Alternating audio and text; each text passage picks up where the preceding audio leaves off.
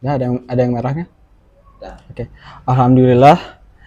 Allahumma sholli ala Muhammad. Oke, kita sekarang lanjutkan ke pertemuan ketiga ya teman-teman. Rois al-Awwal, The Philosopher King in Islam. Nah, seperti janji kita akan membahas tentang purpose. Nah, di purpose ini akan bagi menjadi 4 sesi. Ada 4 part.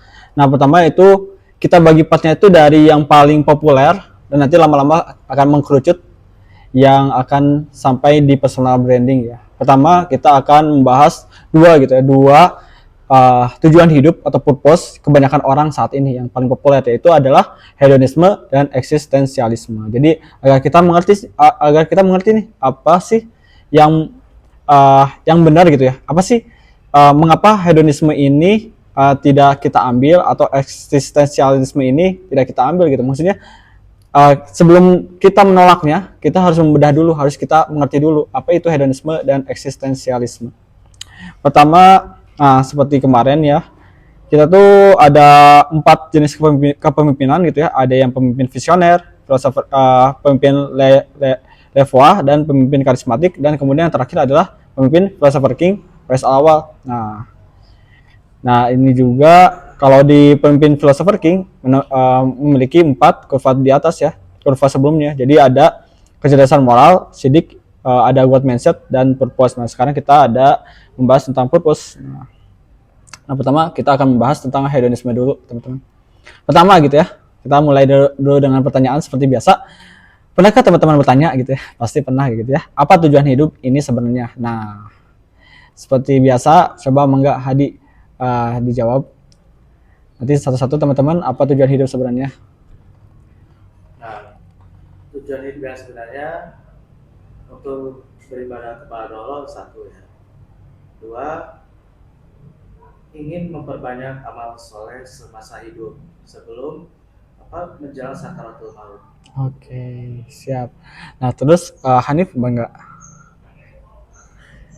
Sama maksudnya dari nama yang kewajiban beribadah kepada Allah, terus cari pahala amal banyak-banyakin buat bertakwa dari akhirat. Iya. Terus mungkin bekerja sendiri tanpa, maksudnya bukan kita menghilangkan untuk akhirat, tapi kita juga mencari dunianya juga, jadi seimbang gitu, supaya ketika di dunia berkah, ketika akhirat juga dapat. Siap, bagus. Capai keseimbangan. Nah, kalau Fadil bagaimana? Fadil? Hidup saya, bagi saya Ya. karena manusia diciptakan itu pasti ada tujuannya. Yang pertama, saya bagi dari dua dimensi. Dimensi pertama, dimensi keduniaan, yakni di mana saya tujuannya menjadi khalifah sesuai fitrah yang Allah tunjuk untuk diri saya. Saya jadi pemimpin, pedagang, dan lain sebagainya.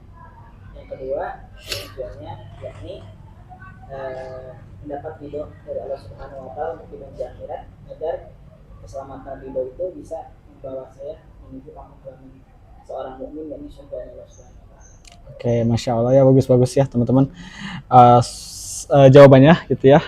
Tapi sebenarnya kita harus bedah dulu ya, maksudnya kita bedah lagi dan teman-teman kita akan ajak bagaimana membedahnya, dan semoga mungkin akan bakal diajak bergoncang-goncang gitu ya. Nah, jadi pertama gini ya, kan pasti jelas ya kalau dari Al-Qur'an itu, bahwa dalam Quran surat Az-Zariyat ayat 56 bahwa Allah berfirman, dan aku tidak menciptakan jin dan manusia melainkan supaya mereka beribadah kepadaku. Jadi jelas ya, maksudnya kalau dalam Islam itu adalah untuk beribadah. Tapi apakah setuju gitu? Kebanyakan orang gitu ya, saat diperintahkan untuk saat mereka mendapatkan ayat ini gitu, kebanyakan orang belum tentu langsung menerima gitu. Kebanyakan orang mungkin denial gitu, menolak gitu, bahwa mereka gak mau tuh, maksudnya gak mau tuh beribadah. Kan mereka yang difikirkan beribadah itu sengsara, sakit, seolah-olah kita diperbudak, gak bisa bebas dan sebagainya. Nah, sekarang jadi kita harus bedah dulu apakah memang sampai nanti di akhir gitu ya, di akhir sesi tentang purpose ini, apakah benar beribadah itu bukanlah tujuan hidup yang paling terbaik gitu ya. Nah, jadi kan ini kita akan bahas dua nih, yang hedonisme dan eksistensialisme yang paling populer. Nah, jadi mayoritas tujuan hidup manusia pertama adalah hedonisme. Jadi ada filsuf Aristippus dari Kyrene gitu ya. Jadi tujuan utama dalam hidup adalah mencari kenikmatan, dan kebijaksanaan sejati adalah mengetahui bagaimana cara menikmatinya. Jadi hedonisme ini adalah mencari kenikmatan sebanyak-banyaknya dalam hidup. Dan kebanyakan orang sampai saat ini kan seperti itu ya, maksudnya mencari harta, ingin hidup nikmat, ingin hidupnya bahagia, ingin bisa beli barang apapun yang dia inginkan gitu ya. Dan kebanyakan orang seperti itu.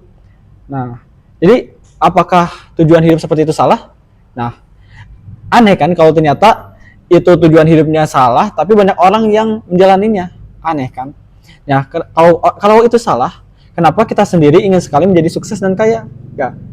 Pasti dia bisa munafik tuh kalau kita ingin menjadi sukses dan kaya.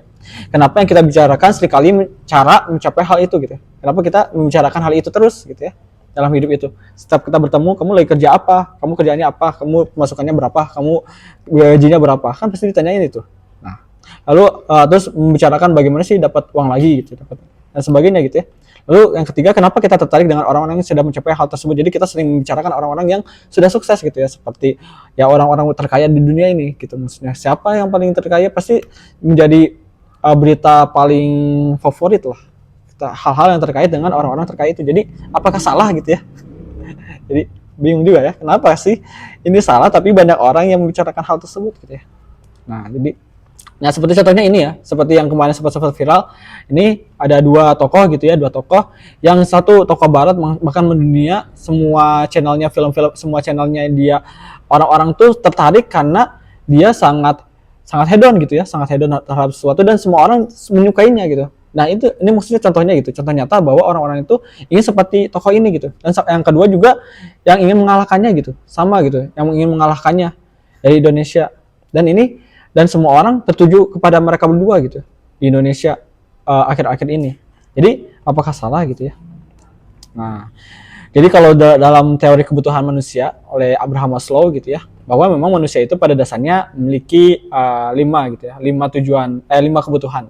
Pertama, kebutuhan fisiologis. Jadi kebutuhan fisiologis ini seperti kita makanan, pakaian, tempat tinggal, kebutuhan untuk kita hidup lah, untuk fisik kita.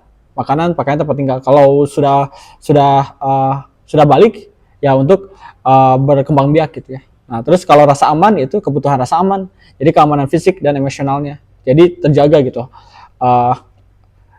Tidak ada hal-hal yang kemudian membahayakan keamanan dirinya, nyawanya, atau apa yang dia miliki. Lalu ketiga adalah kasih sayang. Kebutuhan kasih sayang ini seperti cinta dan kasih sayang dari orang lain. Nah, jadi kalau kita pikir-pikir ya, kalau dalam buku Man Search for Meaning gitu ya, dalam buku itu tuh saat mereka orang-orang itu dimasuk penjara, mereka kelaparan, udah nggak kepikiran itu tentang cinta, tentang kasih sayang, karena yang mereka pikirkan cuman bagaimana untuk bertahan hidup, bagaimana untuk aman, bagaimana untuk bisa makan tapi saat orang-orang itu udah kemudian, kebanyakan orang saat orang lagi susah-susahnya kan nggak akan kepikiran tentang dia punya teman, dia punya pasangan, nggak kepikiran kan. Tapi setelah mereka udah makanannya tercukupi, udah punya gaji yang aman, baru kepikiran tentang mencari pasangan, mencari teman dan sebagainya gitu. Nah, ini emang benar gitu secara realitasnya gitu ya. Lalu keempat gitu ya, setelah mereka punya harta, punya keamanan gitu ya, punya juga kasih sayang, ingin orang itu menghargainya gitu ya. Setidaknya ada yang menyapanya gitu ya, pengakuan dari orang lain gitu ya. Diakui, eksistensinya diakui gitu, keberadaannya gitu ya. Yang terakhir adalah aktualisasi diri. Jadi untuk mencapai potensi maksimal. Jadi kalau semuanya udah didapat, dia ingin jadi bebas gitu. Dia ingin jadi bebas jadi dirinya sendiri gitu, untuk mencapai potensi maksimal dirinya. Nah, seperti itu gitu ya. Nah, ini kebutuhan manusia. Nah, dan dalam Al-Quran juga dibenarkan gitu ya. Allah yang memberi itu gitu ya. Jadi pada dasarnya manusia memang ingin mencapai kenikmatan sebesar-besarnya. Dalam Quran surat Ali Imran ayat 14 gitu ya. Dijadikan indah pada pandangan manusia kecintaan terhadap apa yang diingini, berupa wanita-wanita, anak-anak, harta yang banyak dari jenis emas, perak, kuda pilihan, binatang-binatang ternak, dan sawah ladang. Jadi memang dari Allah sendiri memang sudah pada fitrahnya gitu ya, manusia itu sudah diberikan keindahan, melihat keindahan, kenikmatan tersebut gitu ya. Nah, tapi masalahnya gitu ya, mereka tidak bisa membedakan antara keinginan dan versus kebutuhan gitu. Nah, jadi apa sih? Jadi kalau keinginan gitu ya, kalau kita asalnya gitu, keperluannya, kebutuhannya gitu hanya makan, pakaian, tempat tinggal, berpasangan, yang istilahnya kalau makan apapun yang penting cukup tercukupi gizinya gitu ya. Terus tempat tinggalnya yang penting tidak kehujanan, tidak kedinginan, berpasangan yang penting sudah ada pasangannya gitu ya. Tapi kalau keinginan itu tuh orang tuh sering kali setelah mendapatkan itu mereka iri gitu terhadap orang lain. Mereka membandingkan dengan orang lain dan kemudian muncullah namanya keinginan atau will, keinginan. Yang dalam kalau Aldous Howard itu menyebutnya will to life gitu ya. Nah, jadi ada mereka butuh makanan yang lebih, mereka menginginkan makanan yang lebih enak, pakaian lebih bagus, tempat tinggal yang lebih mewah, wanita atau istri yang lebih cantik gitu ya. Jadi merasa tidak cukup gitu, keinginan. Lalu rasa aman, asalnya dengan rasa aman ini gitu, mereka itu ingin belajar gitu, belajar sesuatu agar bisa lebih mengamankan pemasukannya, mengamankan masa depannya gitu ya. Atau sampai mereka mencari informasi tentang berita-berita dan sebagainya gitu.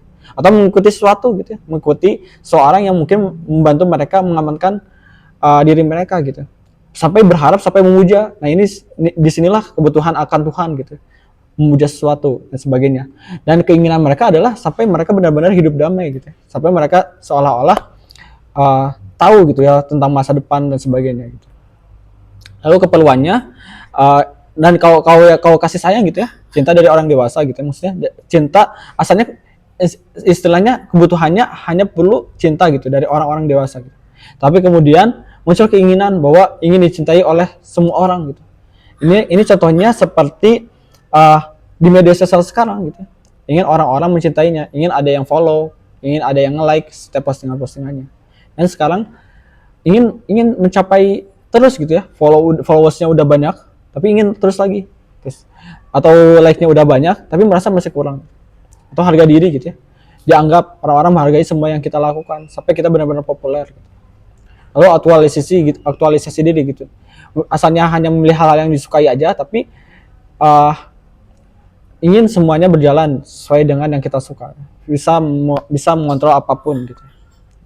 Ini kan keinginan gitu ya. Jadi orang kadang sulit membedakan mana yang kebutuhan, mana yang keinginan gitu.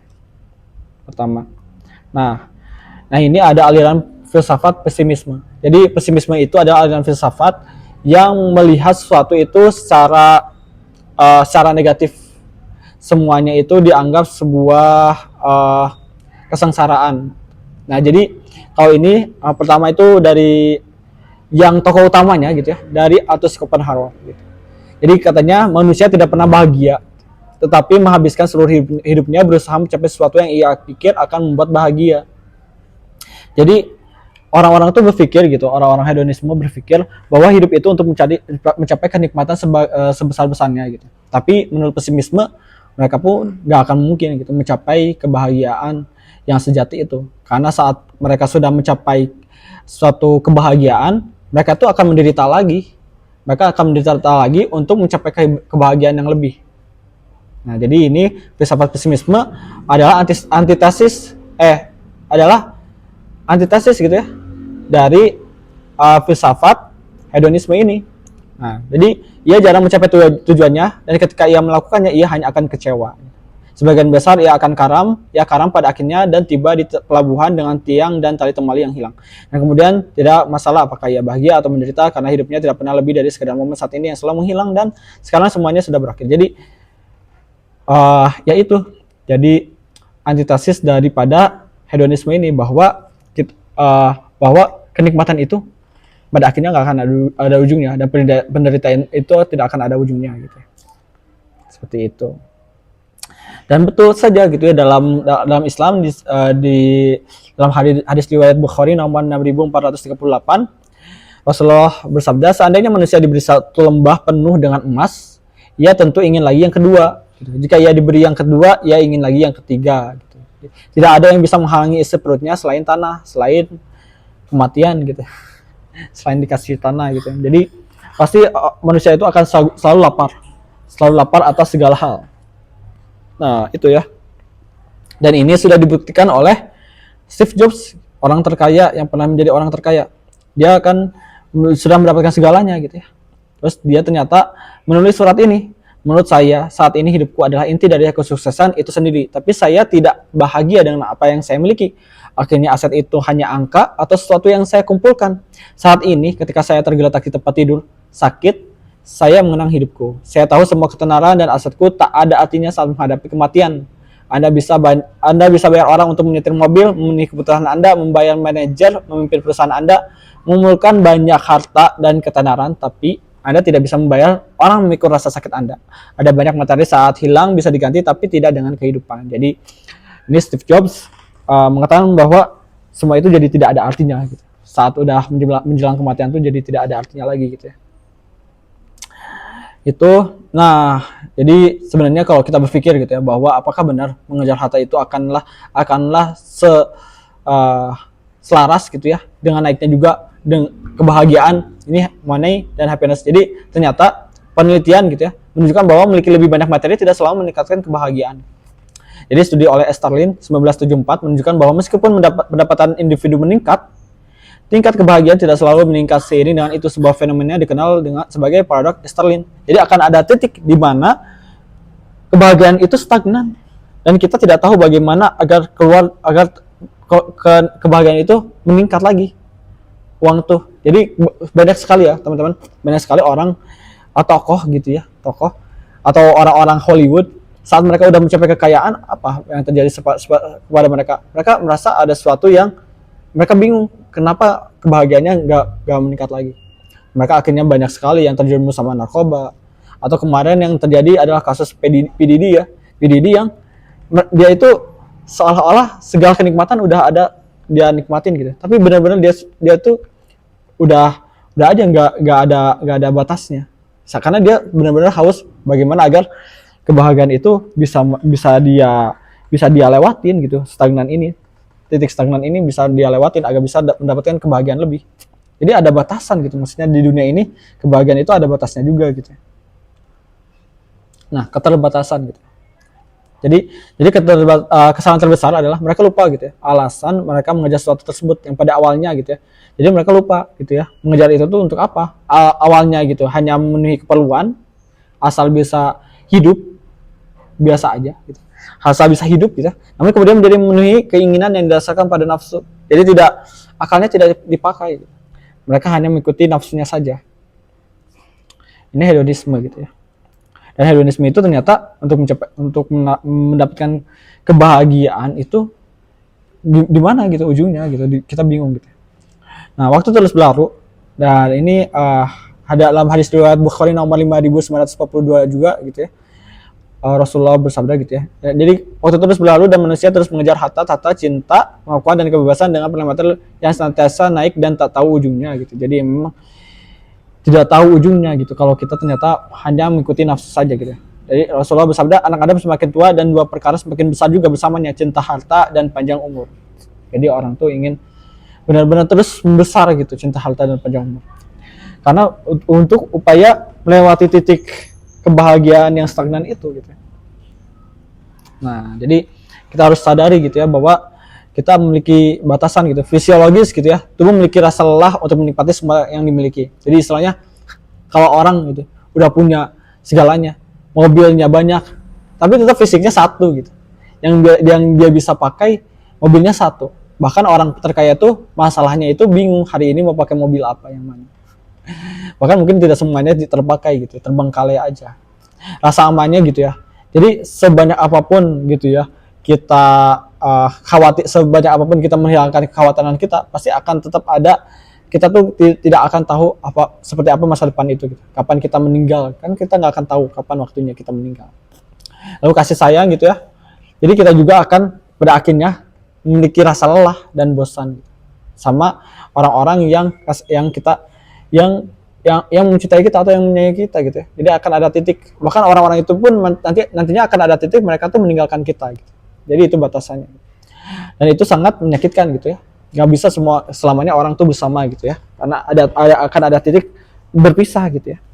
Jadi harga diri juga kita tidak ingin, akan ada batasan bahwa kita tidak ingin orang lain mengganggu privasi kita juga. Jadi orang populer juga kan mereka juga ingin punya privasi ya. Tapi kalau semua orang sampai selalu menghargai dia, ya nggak akan jadi nggak punya privasi gitu maksudnya. Padahal sedangkan orang itu butuh privasi juga. Lalu aktualisasi diri gitu ya. Dunia juga punya aturan yang tidak bisa dilanggar. Jadi sebebas-bebasnya kita bahwa dunia ini pasti ada aturannya. Kita nggak akan bisa bebas, benar-benar bebas seperti di game, di PS, nggak akan bisa gitu ya. Jadi dunia ini pada akhirnya ada batasannya yang nggak bisa mungkin kita bebas. Jadi kesadaran bahwa di dunia ini di dunia ini itu ada batasan yang harus kita sadari gitu. Nah ini ada saat akhirnya orang-orang yang sadar terhadap hal itu akan menemukan titik di mana mereka akan merasa cukup. Nah, jadi Erich Fromm gitu ya dari tahun 1976 seorang tokoh psikologis dan eksistensialis menyatakan gitu ya, ada dua cara untuk menjadi kaya. Cara pertama adalah dengan memiliki lebih banyak, dan cara lainnya adalah dengan menginginkan lebih sedikit. Jadi cara lebih kaya itu adalah memiliki lebih banyak atau menginginkan lebih sedikit. Jadi apa yang kita punya, jadi kita nggak menginginkan hal lain lagi, tapi kita merasa cukup dengan apa yang kita miliki. Itu jadi merasa kaya. Jadi kita itu cara untuk menjadi kaya. Karena kaya itu kan nggak ada parameternya. Walaupun kalau dalam dunia ekonomi kapitalis ada gitu ya berapa gitu ya. Tapi kan itu subjektif gitu ya sebenarnya. Nah inilah yang banyak orang sebut dengan titik pencerahan dalam berbagai ajaran gitu ya. Kalau dalam Islam gitu ya, dalam Quran surat titik pencerahan ini adalah di mana titik orang-orang itu tidak lagi mengikuti arus, tidak lagi ad populum, tidak lagi mengikuti popularitas pemikiran. Jadi mereka berpisah gitu ya. Jadi dari kalau popularitasnya adalah orang-orang itu mengikuti hedonisme untuk tujuan hidupnya. Nah inilah banyak orang yang kemudian mencapai titik pencerahan bahwa hedonisme ini bukanlah tujuan hidup tujuan hidup yang paling benar. Nah dalam Quran surat Al-An'am gitu ya 116 emang gitu ya. Dan jika kamu mengikuti kebanyakan orang di bumi ini, niscaya mereka akan menyesatkanmu dari jalan Allah. Yang mereka ikuti hanya prasangkaan belaka, dan mereka hanyalah membuat kebohongan. Jadi memang akhirnya kalau kita mengikuti standar banyak orang, kita juga akan tersesat. Dan dalam Quran surat Al-Furqan ayat 44, atau apakah engkau mengira bahwa kebanyakan mereka itu mendengar atau memahami, mereka itu hanyalah seperti hewan ternak, bahkan lebih sesat jalannya. Nah, jadi titik pencerahan ini adalah titik bersyukur ya teman-teman, titik bersyukur. Nah, ini seperti ada dua tokoh gitu ya, dua tokoh yang kemudian menjadi selain dari Islam gitu ya, dua tokoh ini yang kemudian terkenal dengan pencerahan mereka. Yang pertama adalah Buddhisme gitu ya. Jadi saat Buddha itu mencari bagaimana keluar dari dukkha atau penderitaan gitu ya. Jadi bagaimana caranya gitu? Kebahagiaan sejati ditemukan dalam pencerahan dan pembebasan dari siklus penderitaan. Ini dicapai melalui praktik-praktik seperti meditasi, kebijaksanaan, dan moralitas. Jadi Buddha itu kan seperti itu ya, seperti menahan diri, melakukan gaya hidup asketisme gitu. Jadi menahan diri dari kenikmatan duniawi, karena kenikmatan dunia ini akan membuat kita selalu menderita. Lalu ada stoicisme dari Zeno dari Citicium gitu. Zeno dari Citium. Jadi Zeno ini adalah tokoh asalnya pedagang gitu ya. Pedagang, terus kapalnya karam, dia kehilangan segalanya. Nah, jadi dia itu kan kalau stoicisme itu menerima segalanya, menerima apapun. Jadi dia mengajarkan bahwa kebahagiaan berasal dari ketenangan batin yang dicapai dengan mengendalikan emosi dan keinginan. Menurut filsuf Stoik seperti Epictetus dan Seneca, makna hidup terletak pada menjalani hidup yang berbudi luhur sesuai dengan alam dan rasionalitas. Mereka percaya bahwa kita harus fokus pada apa yang bisa kita kendalikan dan menerima apa yang tidak bisa kita ubah dengan tenang. Jadi kalau stoicisme ini terkenal dengan dikotomi kendali, menerima apa yang bisa kita kendalikan dan menerima yang tidak bisa kita kendalikan. Nah dalam Islam ada konsep qanaah gitu ya. Rasulullah SAW bersabda, yang namanya kaya bukanlah dengan memiliki harta banyak, tetapi yang namanya kaya adalah hati yang selalu merasa cukup, qanaah. Gitu ya. Jadi kalau dalam Islam itu kaya itu adalah hati yang merasa cukup, gitu. Beda-beda gitu definisinya dengan kebanyakan orang saat ini. Gitu. Seorang mukmin itu sungguh menakjubkan karena setiap perkaranya itu baik, namun tidak akan terjadi demikian kecuali pada seorang mukmin sejati. Jika ia mendapat kesenangan, ia bersyukur, dan itu baik baginya. Jika ia tertimpa kesulitan, ia bersabar, dan itu baik baginya. Jadi itu ya. Orang itu kalau muslim itu harus selalu bahagia gitu ya. Selalu bahagia di segala situasi gitu ya. Nah, tapi kita juga harus kritis lagi gitu ya, kritis lagi. Kan kalau orang selalu hanya istilahnya menerima segalanya, tidak lagi ada motivasi, apakah hal itu tuh bukannya membuat kita menjadi tidak ada ambisi untuk hidup? Kita hanya menerima aja gitu. Merasa cukup aja apa yang kita punya. Kan itu bisa menjatuhkan kita kepada tidak punya motivasi hidup atau tidak punya ambisi. Dan itu terjadi dengan 3 aliran filsafat ini. Nah, apakah tidak ada yang berharga untuk dicapai gitu? Jadi ada aliran pertama nihilisme gitu ya. Nihilisme itu nihil, tidak ada yang berarti gitu. Ada pandangan bahwa kehidupan ini tidak memiliki makna, tujuan atau nilai intrinsik gitu. Friedrich Nietzsche gitu ya. Ada salah satu tokoh yang paling terkenal yang mengembangkan ide ini. Menurut Nietzsche, kita harus melampaui nihilisme dan menciptakan nilai dan makna kita sendiri. Jadi kalau nihilisme itu kita harus membuat nilai kita sendiri. Nanti kita jelaskan lagi lebih lanjut itu. Lalu absurdisme atau absurd, dunia ini absurd, yang dipopulerkan oleh Albert Camus gitu ya, menyatakan bahwa kehidupan ini pada dasarnya tidak memiliki makna. Namun daripada menyerah pada keputusasaan gitu ya, Camus menyarankan bahwa kita harus memberontak terhadap absurditas dengan menciptakan makna kita sendiri dan menikmati kebebasan yang datang dari penolakan untuk mencapai jawaban yang definitif gitu. Jadi dia menciptakan alternatif lain gitu ya. Lalu eksistensialisme yang dipopulerkan oleh filsuf seperti Jean-Paul Sartre dan Soren Kierkegaard gitu ya, menyatakan bahwa makna hidup adalah sesuatu yang kita ciptakan sendiri, kebebasan individu untuk membuat pilihan dan menemukan makna dalam kehidupan adalah inti dari eksistensialisme gitu ya. Jadi kalau nihilisme, absurdisme, eksistensialisme ini menyatakan bahwa ya, hidup ini tidak ada maknanya gitu ya, tidak ada tujuan, emang tidak ada tujuan apa sih yang pantas untuk kita ikuti. Jadi kita bikin makna sendiri. Nah, ini kita sekarang akan membahas tentang eksistensialisme. Jadi sebenarnya mesti tiga aliran ini ya, nihilisme, absurdisme sama nihilisme sama eksistensialisme ini 3 saudara gitu. 3 seperti saling terikat gitu ya. Yang sering kali pakai istilah eksistensialisme aja gitu aliran filsafatnya. Nah, jadi pertama gitu ya, kita akan membahas kalau tadi tujuannya apa. Lalu sekarang kita akan bahas dari mana kita berasal. Dan tujuan apa sih tujuannya diciptakan gitu. Dan seberapa yakin kita. Kalau teman-teman pasti udah yakin ya bahwa kita berasal dari Allah gitu ya, diciptakan oleh Allah gitu. Tapi sekarang kita akan bedah gitu ya, yang populer di dunia saat ini gitu ya. Yaitu asal muasal manusia itu adalah menurut aliran naturalisme gitu ya. Naturalisme itu ya. Jadi kalau naturalisme itu menyatakan bahwa kita itu berasal dari evolusi.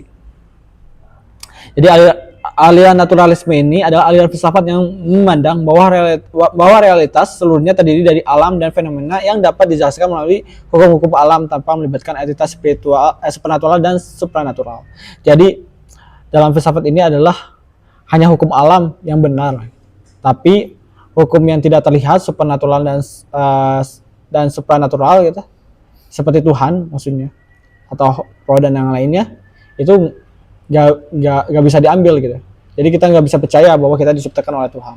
Nah, ada 2 teori gitu ya yang menguatkan naturalisme ini, yang kemudian banyak orang percaya bahwa asal usul kita itu dari benar-benar ketiadaan gitu. Yang pertama adalah dari The Big Bang.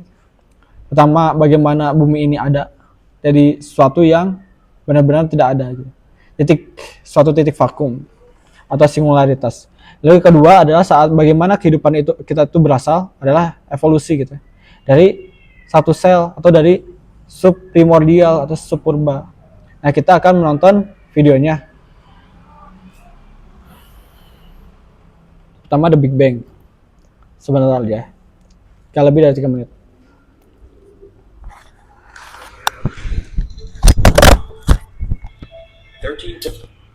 .8 billion years ago, all of the universe was contained in a single point called a singularity.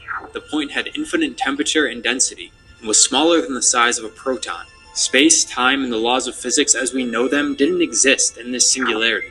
And then it expands. The edges of the universe extend faster than the speed of light, growing by a factor of 10 to the 26th in just 10 to the negative 33rd seconds. That's like an ant expanding to the size of the Milky Way almost instantaneously. As it grows, it cools down, but it's still too hot for atoms to form. Right now, the entire universe is permeated with a roaring hot plasma soup of quarks and gluons, the fundamental building blocks of matter.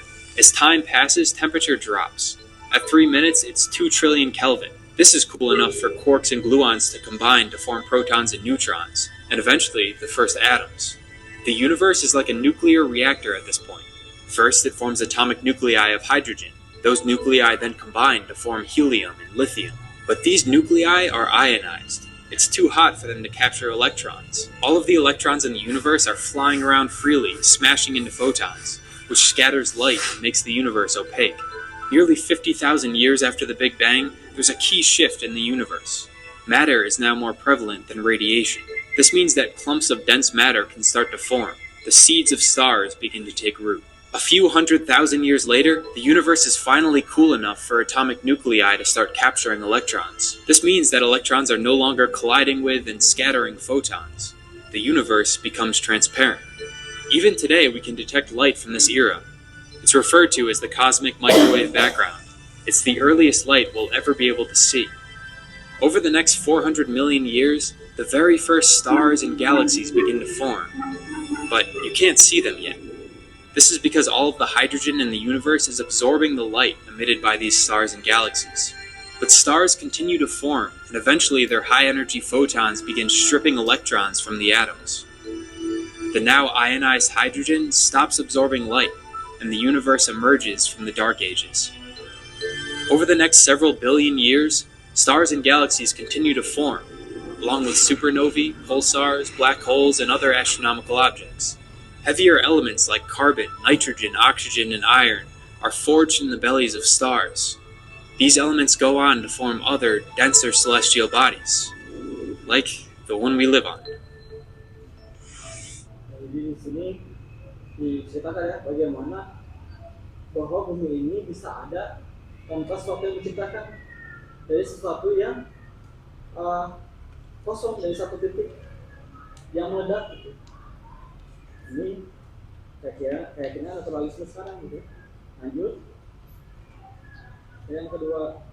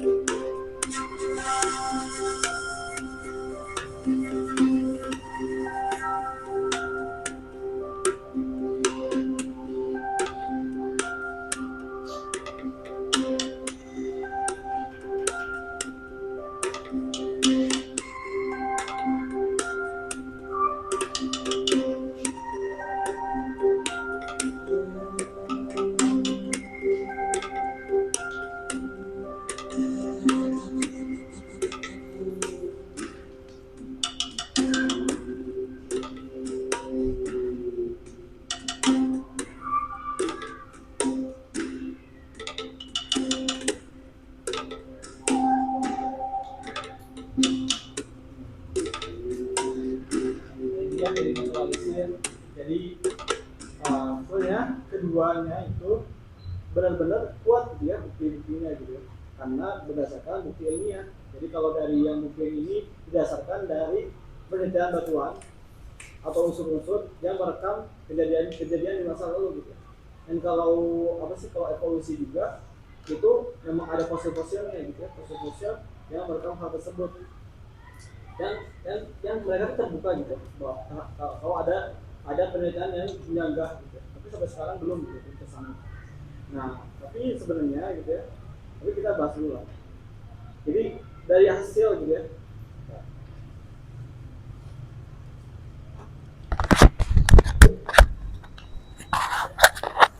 Nah, jadi dari bukti-bukti aliran naturalisme ini akhirnya melahirkan berbagai filsafat yang menentang adanya Tuhan. Gitu. Jadi para anti Tuhan, gitu. Kalau dalam bukunya Asetio Wibowo, gitu ya, para pembunuh Tuhan, gitu. Jadi yang pertama ada aliran materialisme, gitu ya. Yang pertama ini yang paling lama sebenarnya dari zaman Aristoteles, di mana sudah tidak membawa-bawa hal-hal yang metafisik. Gitu. Jadi dan ini diteruskan yang paling populer itu ada Epikurean. Ini juga tokoh hedonisme. Jadi dia mengatakan kematian bukanlah sesuatu yang harus kita takuti karena ketika kita ada kematian tidak ada dan ketika kematian datang kita tidak ada. Jadi dia berpikir bahwa setelah kematian itu kita benar-benar nggak ada. Jadi menuju ke ketiadaan. Jadi memang akhirat itu dia tidak percaya adanya akhirat. Lalu ada determinisme. Determinisme ini hukum sebab akibat. Jadi hanya percaya bahwa yang harus dipercaya itu adalah sebab akibat yang nyata gitu. Dan ini benar-benar bagus gitu kalau dipakai dengan bijak, menghindari kita dari ergo propter hoc gitu ya. Post hoc ergo propter hoc gitu ya. Jika kita ingin kebahagiaan, kita harus memahami hukum-hukum alam dan hidup sesuai dengannya, bukan mengandalkan Tuhan yang tidak ada gitu. Banda Holbach gitu. Jadi emang kalau mau hidup itu andalin yang sebab akibat aja, jangan andalin Tuhan. Lalu ada positivisme gitu ya, melihat sesuatu itu secara apa adanya gitu, secara faktual, secara fakta gitu. Pengetahuan sejati hanya dapat diperoleh melalui pengalaman empiris dan penerawan ilmiah gitu. Jadi adanya Tuhan, roh dan sebagainya tidak pantas dipercaya gitu. Auguste Comte gitu. Lalu nihilisme, nah ini yang paling terkenal gitu, nihilisme. Friedrich Nietzsche, Tuhan telah mati. Kata dia yang paling. Nah, kalau pernah dengar kata-kata ini, Tuhan telah mati, ini Friedrich Nietzsche gitu ya. Yang mengatakan pertama kali dan kitalah yang membunuhnya. Inilah yang ini dia mengatakan ini adalah di saat orang-orang itu sudah meninggalkan gereja. Lebih percaya dengan hal-hal yang ilmiah gitu. Lalu humanisme gitu ya. Jadi fokus kepada manusianya aja. Fokus kepada manusia, meneliti manusia, tidak lagi fokus kepada Tuhan gitu. Jadi kita yang terkenalnya adalah Bertrand Russell gitu ya. Kita harus berdiri di atas dasar kebenaran yang keras tanpa ilusi dan tetap berusaha membuat dunia menjadi lebih baik.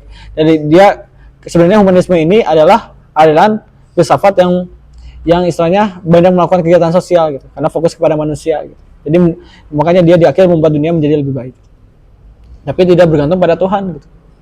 Lalu ada eksistensialisme, nah ini ya yang utama. Karena Tuhan tidak ada, manusia bebas, dan karena manusia bebas dia harus bertanggung jawab atas kehidupannya sendiri. Jadi eksistensialisme ini ya adalah aliran filsafat yang mengatakan bahwa kita itu eksis dulu, baru ada esensinya. Nggak esensi dulu, nggak ada tujuan kita diciptakan dulu, baru kita dibuat. Tapi kita ada dulu, baru kita menentukan apa tujuan kita. Jadi dia mengatakan bahwa kita bebas gitu ya, menentukan diri kita sendiri gitu. Yang terkenal adalah Jean-Paul Sartre sama Søren Kierkegaard gitu ya. Lalu ada naturalisme ini yang tadi gitu ya, yang ilmiah gitu ya. Juga adalah cerita dongeng bagi orang-orang yang takut akan kegelapan gitu. Stephen Hawking, terkenalnya pasti Stephen Hawking. Jadi semuanya hanya ilmiah. Lalu kan kalau ternyata orang itu tidak tahu kalau kata Albert Camus gitu ya, apakah dunia ini, apakah kehidupan ini pantas untuk dijalani? Kata Albert Camus tuh tokoh absurdisme, apakah kehidupan ini pantas untuk dijalani kalau kita sendiri ada gitu tanpa ada tujuannya. Dan ini kan sangat berbahaya, membuat banyak orang ingin bunuh diri gitu. Mending mati aja gitu. Karena dunia ini kan kayak enak gitu ya. Mending bunuh diri aja, nanti kita kembali ke ketiadaan gitu ya. Jadi kalau Friedrich itu memberikan makna Übermensch gitu ya.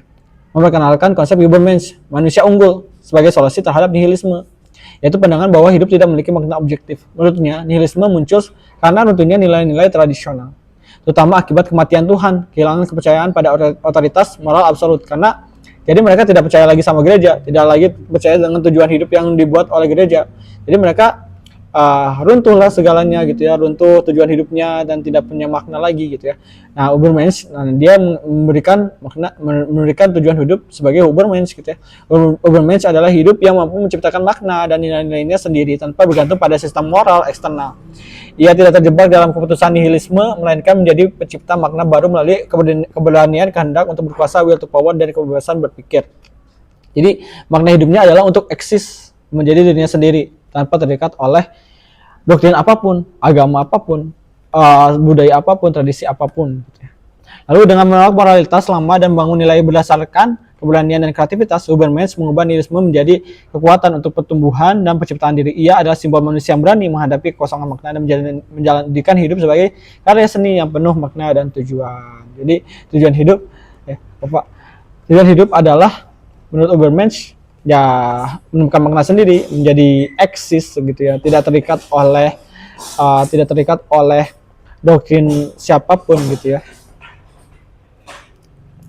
Nah, lalu bagaimana sih kalau ternyata semua orang gitu ya bisa menentukan tujuan hidupnya sendiri? Karena orang itu kan nggak bisa ya, maksudnya pada akhirnya hanya ada beberapa orang yang bisa mencapai makna hidupnya sendiri. Dan tidak semua orang bisa seberuntung itu gitu. Banyak orang yang akhirnya tidak memiliki kekuasaan, tidak punya memiliki harta untuk melakukan apa yang ingin dia lakukan. Salah satu contohnya adalah Kafka. Tahu? Jadi kalau Kafka ini adalah salah satu penulis gitu ya. Tapi dia tokoh absurdisme. Jadi dia memandang hidup itu sebagai absurditas. Jadi dia memandang bahwa dia ingin tujuan hidupnya itu sebagai penulis, gitu. Tapi dia terjebak dengan ekonomi yang sulit. Akhirnya dia bekerja sebagai seorang pekerja birokratis gitu, birokrat. Dan kemudian dia merasa terjebak pada pekerjaan itu. Dia tidak bisa menjalankan makna hidupnya, Übermensch-nya itu. Jadi Übermensch ini kan gak semua orang bisa gitu. Jadi orang yang tidak bisa menjadi Übermensch ini, yang terjebak dalam kehidupan yang absurd, tidak bisa menjadi Übermensch. Sekarang itu banyak istilahnya itu disebut dengan Kafka School gitu. Kafka School. Nah, kemudian gitu ya, bagaimana dengan orang-orang yang setelah di masa lalu pernah menjadi Übermensch gitu ya, telah mengejar makna hidupnya sendiri, melepaskan diri dari doktrin Tuhan gitu. Yang pertama pernah terjadi ini tragedi yang berupa yang istilahnya kejadian negatif gitu ya. Jadi nggak selamanya positif. Nah, ini kejadian negatif, tragedi yang terjadi setelah orang-orang anti Tuhan ini gitu ya. Pertama adalah revolusi Prancis tahun 1753 sampai 1754 gitu ya. Jadi ini adalah semangat sekularisme radikal dan anti agama, termasuk penghapusan gereja Katolik dan penggantian Tuhan dengan Dewi Akal gitu. Jadi terjadi Legend of Terror gitu ya, tahun 1753 sampai 1794 gitu ya. Sekitar 16.000 orang dieksekusi di guillotine gitu ya, termasuk para pemimpin agama gitu. Jadi 16.000 orang yang mesti berpihak kepada gereja sama kerajaan dieksekusi gitu ya. Lalu penghapusan etika berbasis agama menyebabkan pembunuhan massal dan instabilitas sosial. Lalu ada juga di Uni Soviet gitu ya, tentunya dengan semangat Marxisme gitu ya, menolak keberadaan Tuhan dan menggantikan agama dengan materialisme dialektis Marxis gitu ya. Kejadian di Holodomor gitu ya, kelaparan buatan yang membunuh sekitar 4 juta rakyat Ukraina gitu, di mana gereja dilarang membantu korban gitu. Lalu ada Great Purge gitu ya, sekitar 700.000 orang dibunuh termasuk pemimpin agama. Lalu jutaan Muslim dan Kristen dianiaya, gereja dan masjid dihancurkan. Lalu ada juga revolusi kebudayaan Cina gitu ya, dari oleh Mao Zedong, menerapkan ateisme negara, menyatakan bahwa agama adalah racun bagi rakyat. Nah, di sini di kejadian ini ada 70 juta orang tewas akibat kebijakan keras Mao, termasuk genosida terhadap orang Tibet yang beragama Buddha gitu. Jadi semua orang yang beragama demi tercapainya Marxisme dibunuh gitu. Lalu biara-biara dihancurkan, kitab suci dibakar, dan para biksu serta pendeta dieksekusi. Lalu terjadi juga kelaparan besar, membunuh 30 juta orang akibat kebijakan komunisme ekstrim yang menolak sistem amal berbasis agama. Lalu terjadi lagi ya, ada di Pol Pot di Kamboja 1975 sampai 1979. Ideologi ini juga terjadi ya, maksudnya di Indonesia juga ya sempat terjadi ideologi Marxis ini gitu ya, menargetkan semua bentuk agama, khusus kalau di sini di Kamboja itu khususnya Buddhisme yang dominan di Kamboja. Karena kalau menurut Marxisme agama itu adalah candu gitu ya. Jadi sekitar 2 juta orang tewas dalam genosida Kamboja akibat kerja paksa, eksekusi massal, dan kelaparan. 95% biksu Buddha dibunuh, kuil dihancurkan, dan ibadah dilarang total gitu. Pol Pot menganggap agama sebagai ilusi borjuis yang harus dihapus. Lalu ada Nazisme gitu ya, Nazisme yang pastinya terkenal banget. Mereka ingin menjadi manusia unggul gitu ya, yang Ubermensch tadi gitu ya. Kata petualangan untuk menjustifikasi pembunuhan massal demi tujuan negara. Itu menggunakan nihilisme untuk membenarkan Holocaust, membunuh 6 juta orang Yahudi dan 5 juta korban lainnya. Walaupun banyak orang mengatakan bahwa memang tidak sesuai setujuan Nietzsche gitu ya. Tapi tetap saja karena itu hasil dari pemikiran Nietzsche gitu ya. Nah, yang kemudian yang paling masih terasa sampai sekarang adalah yang terjadi di Palestina atau semangat Zionisme gitu, mendirikan negara Yahudi nasionalis di Palestina. Karena sebenarnya itu juga semangat itu tuh semangat mendirikan negara yang sekuler dan tidak memiliki kemanusiaan ya gitu. Jadi karena mereka tidak percaya dengan Tuhan gitu. Jadi total korban tewas sampai saat ini adalah 150.000 orang gitu ya, lebih gitu ya, dan terus bertambah. Lalu total warga Palestina yang diusir dan dipindahkan lebih dari 5 juta orang gitu ya. Lalu korban luka dan cacat akibat perang juga ratusan ribu orang. Korban serangan kecil, penahanan ilegal, penyiksaan di penjara Israel, dan dampak jangka panjang dari pendudukan yang tak terhitung. Nah, selain kejadian-kejadian ini juga kita nggak bisa juga melupakan bahwa terjadi juga akibat orang-orang tidak percaya Tuhan juga terjadi perbudakan dan kolonialisme ya.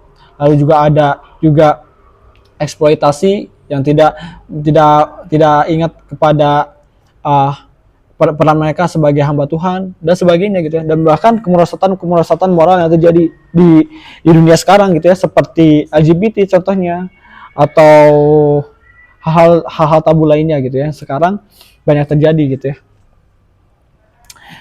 Nah itu nanti mungkin kita akan lebih jauh bagaimana kemerosotan moral terjadi karena paham sekuler nanti di bagian moralitas saat kita membahas tentang moralitas dan etika gitu ya di pertemuan nanti. Nah, tapi gitu ya teman-teman, di sini ada juga beberapa filsuf gitu ya yang membandingkan bahwa apa sih lebih untung mana sih bertuhan sama tidak bertuhan gitu ya. Karena kan kalau dilihat-lihat tadi saat orang-orang tidak bertuhan banyak sekali terjadi tragedi-tragedi gitu. Nah jadi keuntungan ada keuntungannya, ternyata keuntungan memiliki Tuhan itu lebih banyak gitu ya. Pertama, menurut Pascal gitu, Blaise Pascal yang disebut dengan taruhan Pascal. Jika Anda bertaruh bahwa Tuhan ada dan dia memang ada, Anda mendapat segalanya gitu. Jika Anda bertaruh bahwa dia tidak ada dan dia memang tidak ada, Anda tidak kehilangan apapun. Tapi jika Anda bertaruh bahwa dia tidak ada dan dia ternyata ada, Anda kehilangan segalanya. Jadi ini bisa dilihat dalam tabel gitu ya, dibuat tabelnya aja. Jadi kalau ini kan jika Tuhan ada gitu ya. Ini jika Tuhan tidak ada gitu. Kalau orang ternyata memutuskan untuk bertuhan, kalau ternyata Tuhan itu ada, dia masuk surga. Kalau Tuhan itu tidak ada, dia juga nggak akan kehilangan apapun gitu ya. Kalau orang yang bertuhan. Kalau tidak bertuhan, kalau ternyata Tuhan itu ada, dia masuk neraka gitu otomatis pastinya. Tapi kalau Tuhan tidak ada, ya tidak juga nggak akan terjadi apapun. Jadi orang yang paling untung adalah orang yang bertuhan gitu. Karena pasti dia ada Tuhan masuk surga, kalau nggak ada Tuhan juga nggak ada rugi apapun.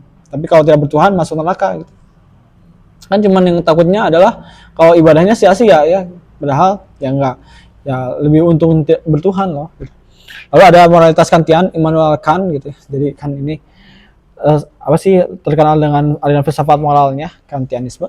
Jadi tanpa Tuhan dan kehidupan setelah mati, hukum moral kehilangan makna dan tujuan akhirnya. Jadi Kalau tidak ada Tuhan, ya itulah moralitasnya runtuh gitu ya. Jadi kalau ada Tuhan, moralitas dijalankan, jadi bakal dihargai dengan keadilan ilahi gitu ya. Jadi akan ada harganya gitu ya. Allah telah menjalankan moralitas. Tapi kalau Tuhan tidak ada, tetap bermanfaat juga karena membuat orang banyak yang jadi baik gitu ya. Jadi tanpa jaminan keadilan absolut. Tapi tanpa jaminan keadilan absolut gitu. Lalu kalau ternyata dia memilih tidak melanggar moral gitu ya, karena tidak percaya ada Tuhan, maka ternyata jika Tuhan ada, maka dia akan dihukum di neraka karena dia melanggar moralitas gitu ya. Tapi kalau ternyata Tuhan itu tidak ada, dia juga nggak akan dihukum gitu ya. Jadi tetap bermanfaat gitu ya kalau ternyata dia percaya Tuhan, bahwa karena dia akan menjalankan moral dan dia akan menjalankan tugasnya gitu ya. Lalu ada juga pragmatisme ateistik gitu ya oleh William James gitu. Kepercayaan pada Tuhan memberikan dorongan moral, kebahagiaan batin dan keberanian dalam menghadapi ketidakpastian hidup. Jadi kalau ini mah lebih ke tujuan ya. Jadi kalau Tuhan ada, jadi ada ketenangan, harapan dan motivasi kalau orang yang bertuhan. Kalaupun Tuhan tidak ada, tetap mendapatkan manfaat emosional dari iman. Tapi kalau ternyata tidak bertuhan, jika Tuhan ada, maka dia tidak punya tujuan gitu. Dan walaupun dia tidak bertuhan dan Tuhan tidak ada, dia tetap aja dia benar-benar tersesat gitu, nggak tahu tujuannya apa. Lalu kalau eksistensialisme teistik gitu ya, Soren Kierkegaard, jadi Kierkegaard ini eksistensialisme, tapi dia tetap percaya sama Tuhan gitu ya. Kan harusnya nggak percaya sama Tuhan ya. Tapi ternyata dia berpikir bahwa Tuhan itu tetap dibutuhkan gitu keberadaannya. Tanpa Tuhan manusia hanya akan tenggelam dalam keputusasaan. Hanya iman yang memberikan harapan sejati gitu ya. Jadi menurutnya gitu ya, kalau jika Tuhan ada gitu ya, kita mesti punya harapan gitu ya. Kalau kita punya Tuhan dan Tuhan ada, kita punya harapan. Tapi walaupun tidak ada juga kita tetap hidup dengan harapan gitu. Kalau tidak percaya, kita nggak akan punya harapan, padahal Tuhan ada gitu. Tapi kalau ternyata Tuhan tidak ada, kita jadi benar-benar ya nggak ada untungnya juga, kita jadi nggak punya harapan juga, putus asa gitu. Nah ini ya, jadi kalau kita berpikir gitu ya, bahwa dengan adanya keuntungan bahwa jika kita lebih banyak untungnya percaya Tuhan loh daripada tidak percaya Tuhan. Jadi kita berpikir harusnya Tuhan itu ada ya gitu ya. Nah, jadi ternyata setelah kita bahas gitu ya teman-teman tentang naturalisme tadi, sebenarnya ada bagian-bagian yang tidak dijelaskan dari teori-teori naturalisme tadi tentang adanya eksistensi kita gitu ya. Jadi ada dari Big Bang ini masih ada gaps itu adalah celah gitu ya. Dan ada di evolusi juga masih ada celah gitu ya. Yang sebenarnya hal itu masih belum bisa dijelaskan gitu ya. Belum bisa dijelaskan secara ilmiah gitu ya. Nah, jadi ada istilahnya God of the Gaps gitu ya. Jadi celah dan pengetahuan ilmiah itu selalu dijelaskan melalui bahwa itu adalah peran Tuhan. Nah, kalau menurut orang naturalis bahwa itu hanya menunggu waktu sampai itu akan dijelaskan secara ilmiah. Tapi kalau coba kita pikirkan lagi, kapankah itu akan bisa terjawab gitu ya? Karena benar-benar tidak masuk akal. Yang pertama adalah Origin of the Universe gitu, kosmologi kalam oleh William Lane Craig gitu, filsuf dan teolog gitu. Jadi ini bukti-bukti ya bahwa Tuhan itu harusnya ada. Pertama, kemungkinan terbaik yang kita miliki untuk menjelaskan asal-usul alam semesta masih membuka ruang bagi keberadaan Tuhan sebagai penyebab pertama. Nanti dijelaskan. Lalu ada Feintuning ini penyesuaian halus gitu ya. Fakta bahwa alam semesta tampaknya telah diatur dengan begitu cermat agar kehidupan bisa ada adalah bukti kuat adanya seorang perancang gitu ya. Jadi ada perancang gitu ya. Kalau kosmologi kalam bahwa ada yang mengawali segalanya, Feintuning itu ada yang merancang gitu ya. Consciousness and mind gitu ya. Kesadaran adalah fenomena yang tidak bisa dijelaskan hanya dengan istilah fisik. Ini menunjukkan adanya sesuatu di luar materi gitu ya. David Chalmers gitu. Jadi kesadaran sendiri itu belum bisa dijelaskan secara ilmiah gitu, bagaimana adanya gitu ya. Lalu ada existence of natural laws gitu ya. Keajaiban alam semesta adalah bahwa ia dapat dipahami. Ini menunjukkan bahwa ada pikiran yang mengaturnya. Jadi ada hukum-hukum alam semesta yang sangat teratur gitu. Jadi bagaimana mungkin tanpa ada perancang. Lalu ada origin of life gitu ya. Kesempatan bahwa kehidupan muncul secara kebetulan begitu kecil sehingga tampaknya ada semacam intervensi yang disengaja. Jadi bagaimana sih suatu benda yang mati bisa jadi hidup?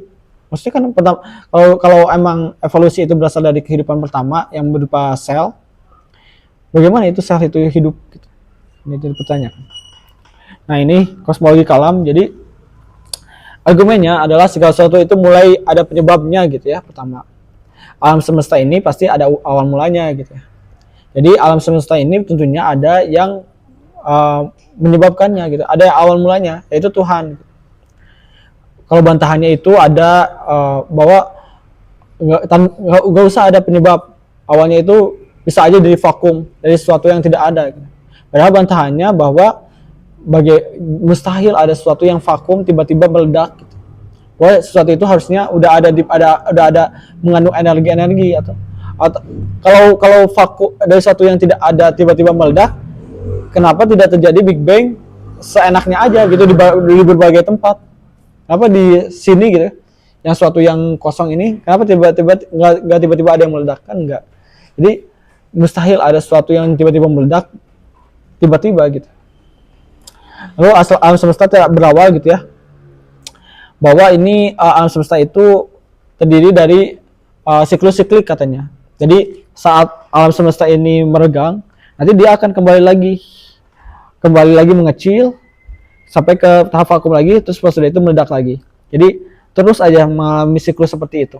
Dan sebenarnya ini bantahannya ada gitu. Bantahannya itu bahwa entropi atau energinya itu akan terus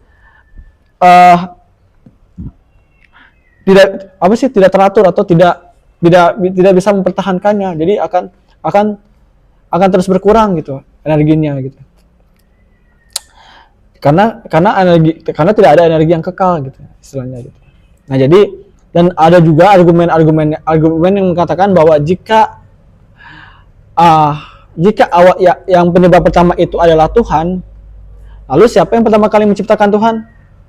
Nah, kan sering dipertanyakan seperti itu kan? Kalau semua alam semesta ini diciptakan oleh Tuhan, maka Tuhan ada karena apa? Nah, ini kan hukum kausalitas kan, maksudnya hukum sebab akibat. Jadi mereka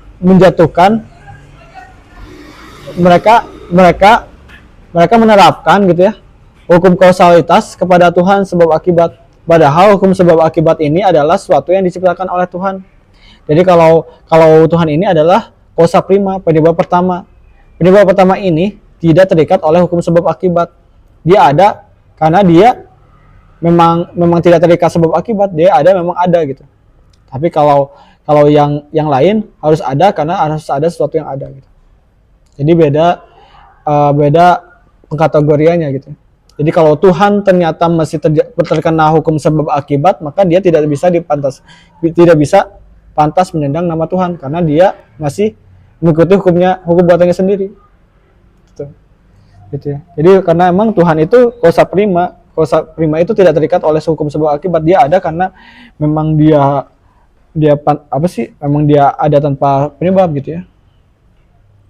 Nah, lalu kemudian ada fine tuning, perancang halus gitu. Jadi ini sama ya, secara jelasnya adalah bahwa alam semesta ini memiliki kuasa fisika gitu ya, semuanya hukum-hukum dan sangat tepat gitu ya, sangat tepat seolah-olah dirancang gitu ya. Seolah-olah bagaimana sih akhirnya bumi ini mengitari matahari. Kalau ini aja kalau tidak cocok ada berapa senti gitu ya, pasti bumi tidak bisa layak untuk dihidupi gitu ya. Jadi pasti harus ada pendesainnya gitu ya, fine tuning gitu ya.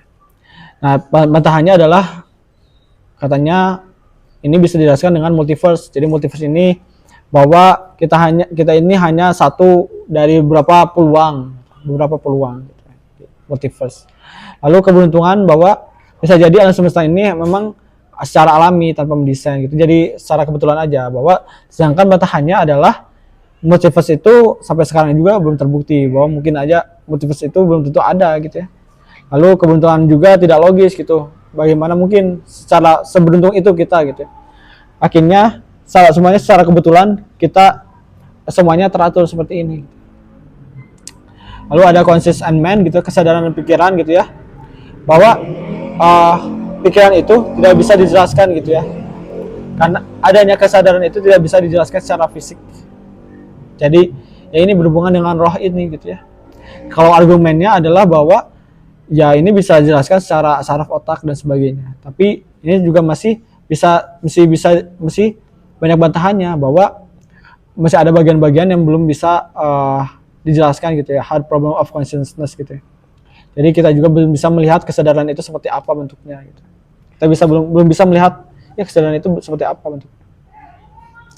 Lalu ada existence of natural laws, hukum alam gitu ya. Jadi hukum alam bersifat universal, konsisten dan rasional.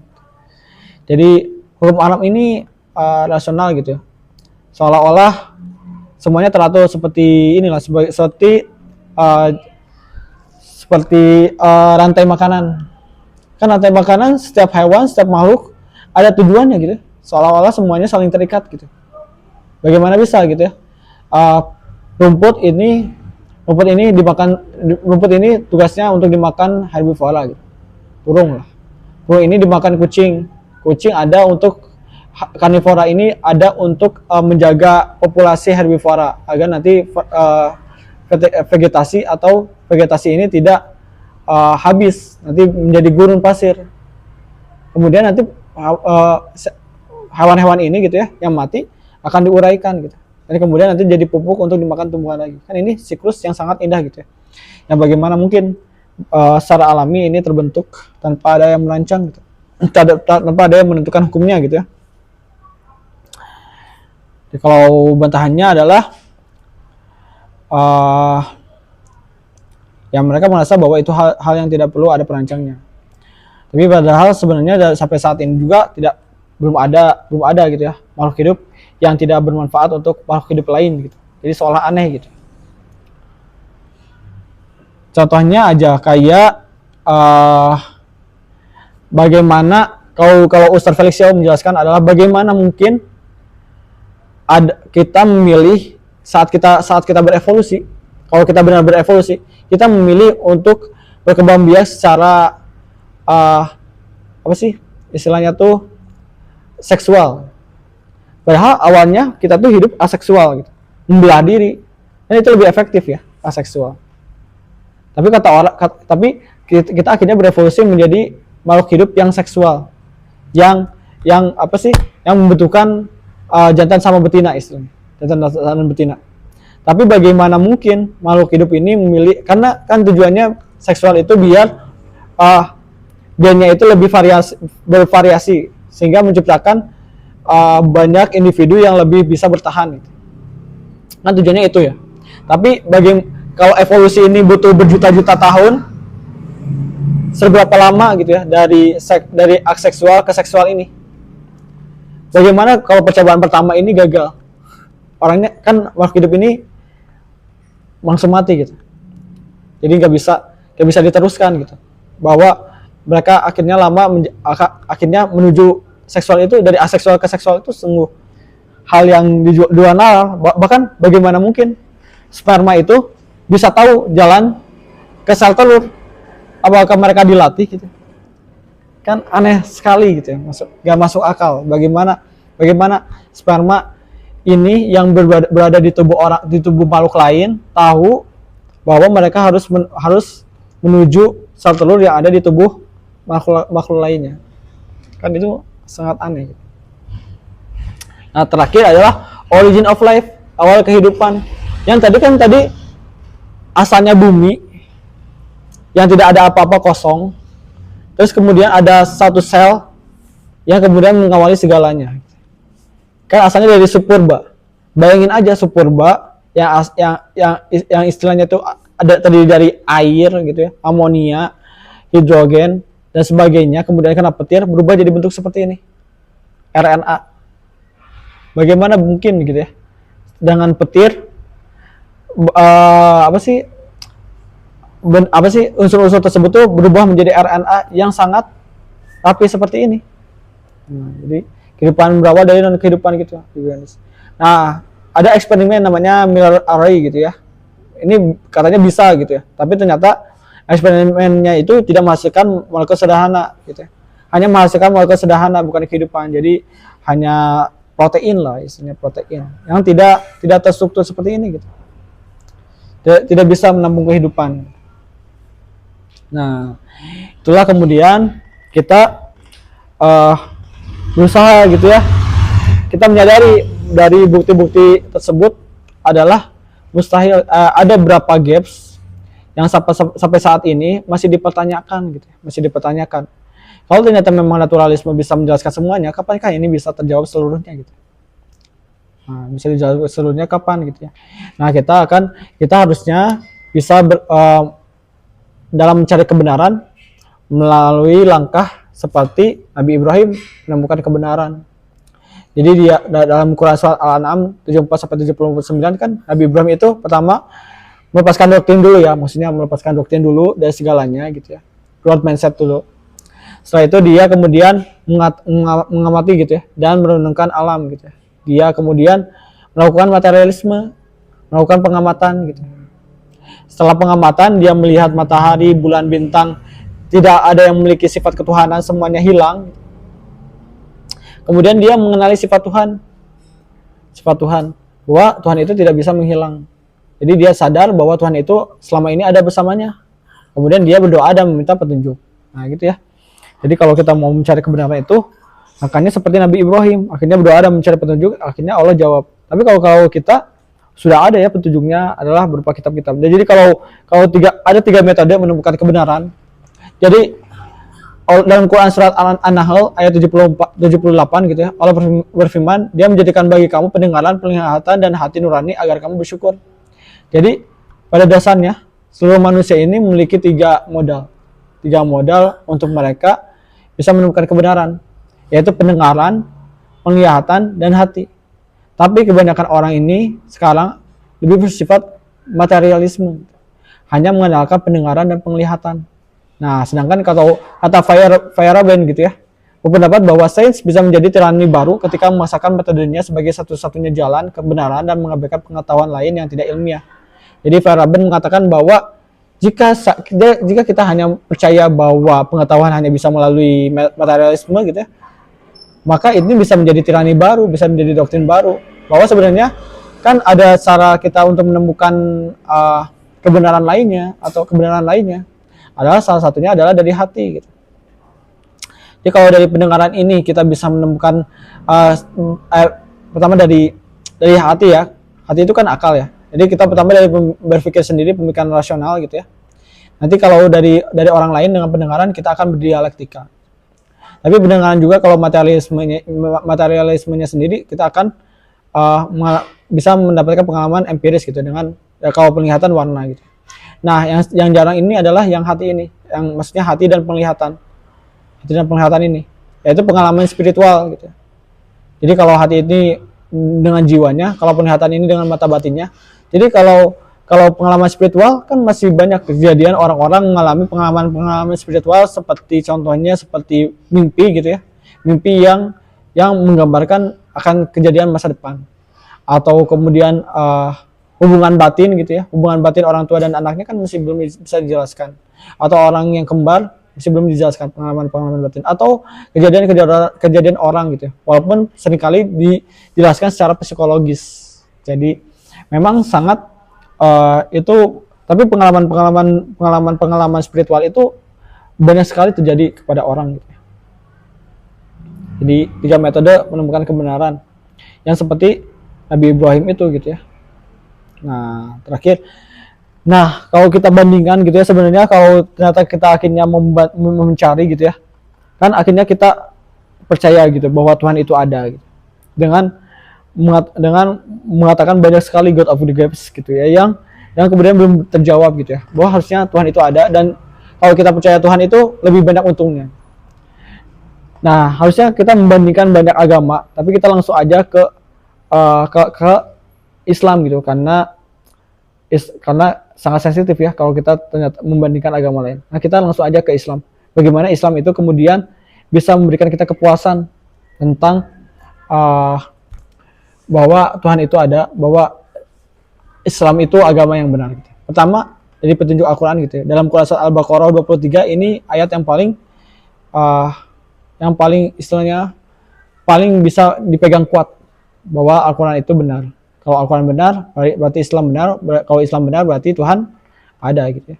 Allah itu ada. Itu adalah jika ya itu tantangan gitu ya. Jika kamu tetap dalam keraguan tentang apa Al-Qur'an yang kami turunkan kepada hamba kami Nabi Muhammad, buatlah satu surah yang semisal dengannya dan ajaklah penolong-penolongmu selain Allah jika kamu orang-orang yang benar. Jadi tantangan ini, tantangan membuat satu surat ya, satu surat seperti Al-Quran. Yang kalau satu surat itu kan minimal 3 ayat, 3 ayat. Nah tapi belum sampai saat ini belum ada yang bisa, karena sifat surat Al-Quran ini sulit gitu ya.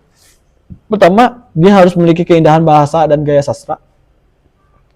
Dia itu harus, ya istilahnya kayak puisi gitu ya, sangat indah bahasanya gitu. Bahkan waktu itu melebihi syair-syair di zaman Rasulullah, sedangkan waktu dulu banyak sekali penyair. Yang kedua adalah kedalaman makna dan hikmah gitu ya. Jadi jangan hanya indah aja gitu ya, tapi harus ada maknanya, hikmahnya gitu ya. Kan waktu dulu pernah ya Musailamah Al-Kadzab gitu ya. Siapa sih ya nabi palsu itu membuat surat tentang apa? Tentang gajah juga. Tentang gajah juga. Dan itu nggak ada makna dan hikmahnya sama sekali gitu, cuma ciri-ciri gajah aja. Lalu ada konsistensi dan kesatuan tema. Jadi mustahil bahkan di kitab-kitab apapun gitu ya, nggak ada yang konsisten gitu ya. Temanya juga sering kali bertabrakan, tapi Al-Quran ini sangat konsisten gitu ya. Jikapun tidak konsisten, itu adalah kesalahan tafsir gitu ya, atau kurangnya pengetahuan. Lalu adanya mukjizat ilmiah dan sejarah. Nanti kita lihatkan apa saja mukjizat ilmiah dan sejarah yang ada tergantung dalam Al-Quran. Jadi mustahil ada orang bikin bikin surat yang itu akan menjelaskan penelitian ilmiah ke depan beberapa tahun ke depan. Jika andai kan terbukti salah, kan berarti terbukti langsung gagal gitu. Lalu pengaruh dan dampak, ada pengaruh dan dampaknya gitu ya, orang yang membacanya gitu ya, menjadi lebih baik dan sebagainya. Keaslian dan kemuniannya tentunya gitu ya. Al-Quran ini satu-satunya kitab yang sampai sekarang masih murni gitu ya. Walaupun ada beberapa yang mengklaim bahwa terjadi ketidakmurnian gitu ya, itu hanya settingan gitu ya, istilahnya seperti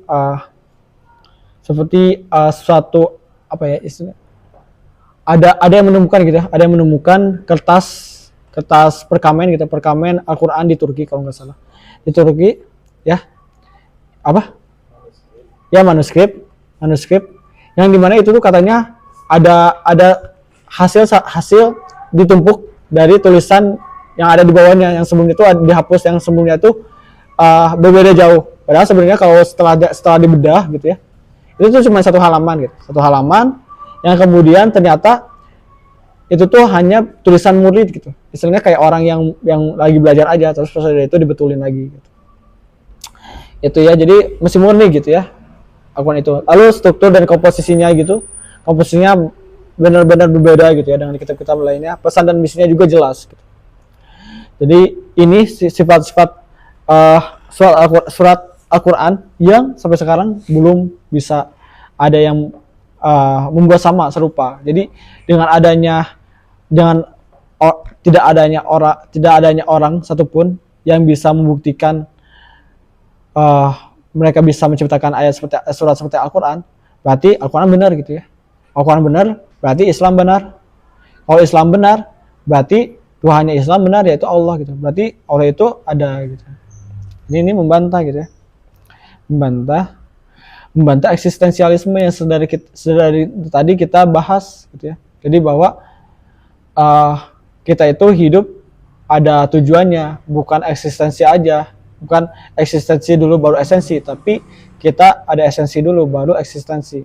Nah, ini konsep Tuhannya gitu ya, bisa dibaca. Tentunya bahwa Allah itu Tuhannya Esa, beda sama agama manapun. Kalau kita mencari agama manapun, pasti mereka tidak ada yang Tuhannya tunggal gitu ya. Allah tidak berbentuk dan tidak butuh sekutu gitu ya.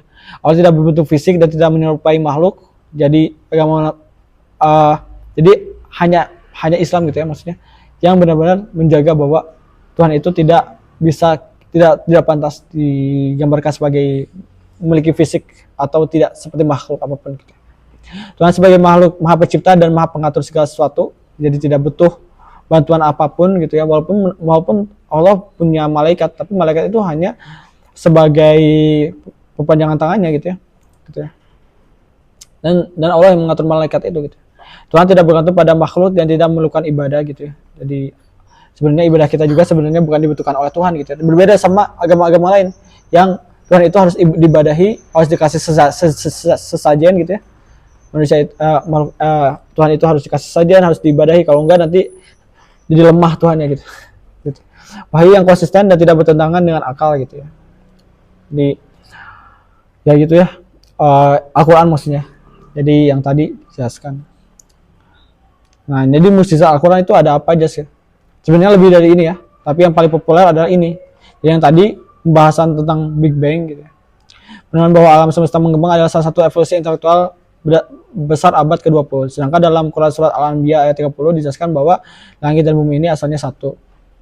Ini dijelaskan dalam Al-Quran. Dan sangat sejalan dengan ilmiah. Lalu ada Alfred Wegener gitu ya. Dalam ini teori pergerakan lempeng, dasar dari teori pergerakan benua adalah bahwa benua-benua tidak statis melainkan bergerak di atas permukaan bumi. Dalam Quran surat An-Naml 88 disebutkan bahwa gunung-gunung ini bergerak.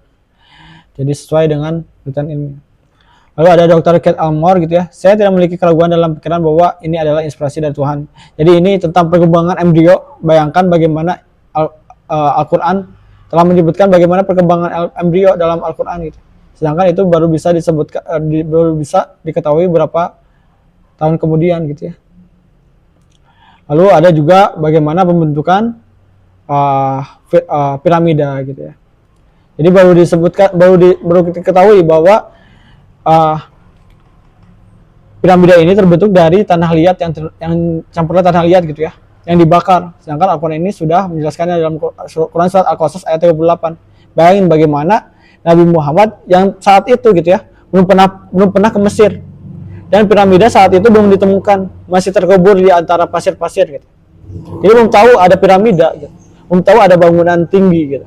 Tapi Rasulullah sudah berkata, tapi Al-Quran sudah menyebutkan gitu ya bahwa Firaun itu pernah membangun bangunan tinggi yang dibuat dari tanah liat yang dibakar, tanah liat gitu. Jadi itu ya mukjizat Al-Quran. Dan matematika Al-Quran juga sangat luar biasa gitu ya. Bagaimana seimbang al-hayat gitu, kehidupan, dan al-maut, kematian, disebutkan sampai 145 kali. Malaikat dan setan disebutkan seimbang 88 kali. Dunia dan akhirat disebutkan 115 kali, dan masih banyak lagi. Waktu disebutkan 300, untuk hari disebutkan 365 kali, sama seperti setahun gitu ya. Hari itu. Bulan disebutkan 12 kali, seperti banyaknya bulan yang sekarang gitu dipakai. Yang waktu dulu masih astronomi ini masih jarang gitu ya. Lalu kemudian hari itu, hari yang dalam bentuk jamak itu disebutkan dalam 30 kali, seperti jumlah bulan. Jumlah hari dalam bulan itu. Lalu perbandingan laut sama daratan, bayangkan kan laut sama daratan baru disebutkan, perlu diketahui perbandingannya 7:3 ya. Nah, laut disebutkan 32 kali, daratan disebutkan 13 kali. Nah, total kemunculannya itu 45 gitu. Jika dihitung dengan persentase, maka laut itu muncul 71,1%, daratan muncul 28,9%. Nah, ini ya, jadi Masya Allah ya, jadi benar ya, Al-Quran ini benar-benar menampilkan mukjizatnya gitu, menampilkan mukjizatnya yang menampilkan kemudian Islam itu benar, berarti Tuhan itu ada, berarti kita ada yang menciptakan. Berarti kita yang menciptakan kita berarti tidak menciptakan kita dengan tanpa adanya tujuan, ada tujuannya. Jadi ini juga ya dalam tafsir Quran Surah Al-Fussilat ayat 53, kami akan memperlihatkan kepada mereka tanda-tanda kekuasaan kami, yakni kami akan memperlihatkan kepada mereka tanda-tanda kebenaran Al-Quran dan bukti bahwa ia berasal dari Allah. Segala wilayah bumi, yakni di setiap ufuk langit dan bumi, seperti matahari, bulan, bintang, malam, siang, angin, hujan, guntur, kilat, gunung, laut, dan lain sebagainya pada diri mereka sendiri berupa hikmah dan kelembutan penciptaan Allah pada tubuh dan jiwa manusia. Jadi Allah pasti akan buktikan tanda-tanda kebenaran Al-Quran dimanapun gitu. Nah, jadi kita udah sampai di sini. Jika ternyata kan tadi kita udah bahas hedonisme dan eksistensialisme gitu. Dan kita tahu gitu ya bahwa hedonisme ini keliru gitu ya. Bahwa kita itu nggak bisa menjadikan kenikmatan hidup sebagai tujuan, karena kenikmatan hidup ini gak akan ada ujungnya, gak akan ada parameternya gitu ya. Dan kemudian akan ada titik di mana kita harusnya mencapai kepuasan, mencapai merasa puas, merasa bersyukur gitu. Seperti stoicisme dan Buddhisme gitu ya. Dan kemudian qanaah dalam Islam. Lalu kalau kalau merasa cukup aja itu akan berbahaya, kita nggak punya ambisi gitu. Lalu bagaimana? Ada eksistensialisme. Eksistensialisme ini mengatakan bahwa eksistensi eksistensi lebih dulu sebelum esensi. Jadi kita harus membuat makna hidup kita sendiri. Kita harus eksis. Tapi kan ternyata Tuhan itu ada sebenarnya. Tuhan itu ada, berarti sebenarnya kita ada tujuannya. Nah, terakhir, jadi kita akan membahas nanti di pertemuan selanjutnya apa tujuan hidup menurut Islam gitu ya. Nah, nanti yang mesti dipertanyakan adalah apa benar untuk ibadah gitu. Apakah stop itu aja untuk ibadah gitu ya? Atau ada yang lebih esensial lagi gitu. Oke, bersambung. Nah, enggak ada pertanyaan? Panji, apa kabar? Masya Allah. Ada pertanyaan, guys? Mungkin nggak bisa jawab banyak-banyak ya. Pengetahuan akan terbatas juga. Tapi bebas bertanya, nanti kita diskusikan. Kalau belum bisa jawab, nanti di pertemuan selanjutnya dijawab. Alfa, ada pertanyaan? Belum? Oke. Hanif? Enggak. Hadi? Oh, Hadi apa? Boleh. Yang rekomendasi untuk belajar Al-Quran itu tafsir dahulu atau kaidah bahasa Arab dulu? Yang mana? Untuk memaknai Al-Quran atau mentadaburi Al-Quran? Mentadaburi yang mana? Iya. Biasanya kan ada tahap-tahapannya. Oh. Dia, terus menghafal dia, namun kan hanya sampai sini saja. Akan tetapi ada pembelajaran, biasanya ada nahwu sorofnya, bahasa Arabnya ya maksudnya. Ya. Kalau sudah, itu kan biasanya tafsir kan kitab ulama berbahasa Arab dulu ya. Jadi manakah yang lebih diprioritaskan? Oh, itu pembahasan sebenarnya itu kan udah ada ya yang apa sih ulama yang bahasnya, apakah kita memprioritaskan membacanya dulu atau mempelajari tafsirnya. Tapi sepertinya nggak sesuai konteks pembahasan di. Kan bukan Quran ya. Ya. Quran ya terkait dengan. Kalau ini ada sih, bentar. Mati. Matiin aja di.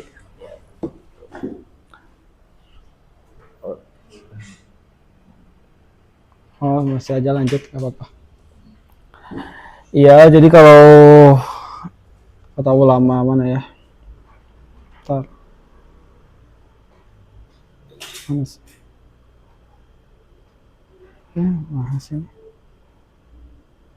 Itu mah nanti bisa dibahas lagi soalnya kan itu ada ahli fikih yang lebih apa? Lebih pantas menjelaskan itu. Tapi sebenarnya ada pendapatnya. Bentar, cari dulu ya.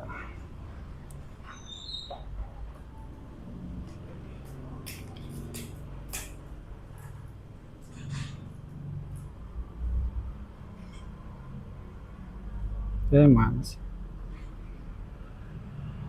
Ya.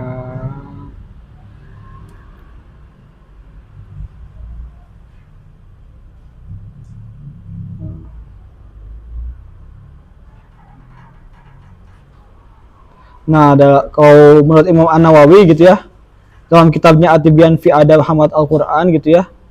Jadi diurutkan gitu ya. Pertama, mendengarkan Al-Quran gitu ya. Kedua, membaca Al-Quran. Ketiga, memahami makna Al-Quran.